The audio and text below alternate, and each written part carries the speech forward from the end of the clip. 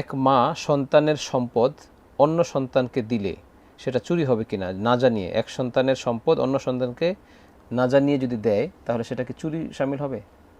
দেখুন, সম্পদ উপার্জিত অর্থ প্রত্যেকের মালিকানা, সেটা আলাদা আলাদা। অতএব এই মা তিনি তার এক সন্তানের সম্পদ আরেক সন্তানকে দেয়া এটা কোনোভাবেই উচিত নয়।